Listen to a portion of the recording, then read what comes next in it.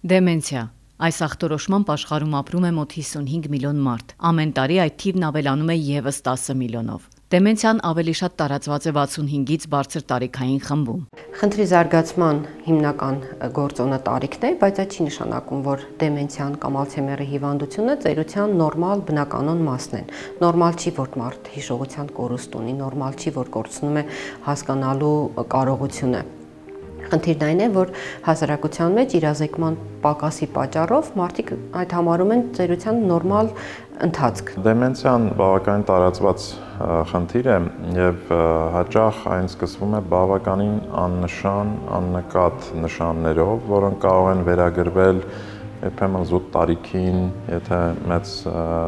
տարիքով մարդու մասին է խոսքը, կամ ուշադրության ինչ-որ խնդիրներին կարող են վերագրել, օրինակ ծանրաբեռնվածությանը, հաճախակի քնի այդ կրճատմանը, սակայն եթե դրանք ավելի կայուն են, օրինակ ուշադրությունը սկսել է դավաճանել, կարճաժամկետ հատկապես հիշողությունը սկսել է տուժել, օրինակ նոր բաները լավ չեն հիշում, սովորում, եթե ընթացքում ինչ-որ կարիք է լինում, թեկուզ սկսում են անուններ մոռանալ, ինչ-որ իրադարձությունների մաս աղոտ են հիշում, դա արդեն իհարկե կարող է խոսել, որ ինչ-որ սկսվող գործընթաց կա։ Դեմենցիան բուժել հնարավոր չէ, սակայն կարելի է բարելավել կամ պահպանել մարդու իմացական ու ճանաչողական հմտությունները։ Օրինակ, ընտանեկան լուսանկարների ալբոմ թերթելը շատ լավ հնարավորություն է էլի շփման համար միասին տարբեր կյանքի տարբեր փուլերի լուսանկարները հերթականությամբ շարելը, դրանց վերաբերող պատմությունները վերհիշելն ու պատմելը։ Առհասարակ դեմենցիա ունեցող մարդկանց համար շատ կարևոր է, որ իրենք ապահովության զգացում ունենան, իսկ ապահովության զգացումը ներշնչվում է հենց անցյալի հետ կապված հիշողություններով։ Նույնքան կարևոր է ֆիզիկական ակտիվությունը, գլխուղեղի մարզանքը, որոնք խթանում են հիշողությունը եւ կենտրոնանալու ունակությունները։ Առհասարակ հիշողությունների հետ աշխատանքում շատ օգնում են նորագույն տեխնոլոգիաներ, օրինակ VR ակնոցը, որը շատ են կիրառում մեր ցերեկային կենտրոնում։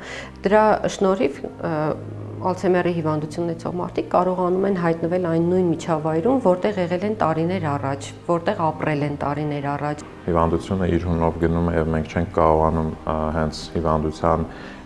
հիմնական պատճառը կանխել, այդտեղ նույնպես միշտ անելիք կա։ Արդեն այդ մարդիկ պետք է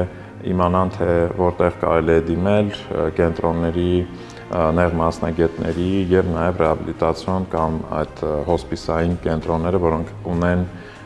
մասնագիտացում այդ ուղղությամբ։ Այսինքն դաշտը բավականին այսպես բազմազան է, այստեղ ներգրաված են շատ մասնագետներ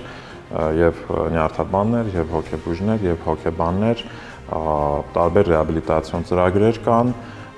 եւ դրանք արդեն մուտք են գործել Հայաստան, կիրառվում են կլինիկական պրակտիկայում եւ մեծ հուսով ենք, որ Հայաստանում մենք ունենանք ավելի որակյալ այսպես դեմենցիաների վարման միջավայր։ Ժամանակին մասնագետին դիմելով կարելի է կամ դանդաղեցնել կամ վերացնել խանգարումները, ինչպես նաև ապահովել այդ խնդիրն ունեցող անհատների ներգրավվածությունը տարբեր սոցիալական ծրագրերում, որոնք օգնում են հնարավորինս վերականգնվել ու վերադառնալ սովորական կյանքին։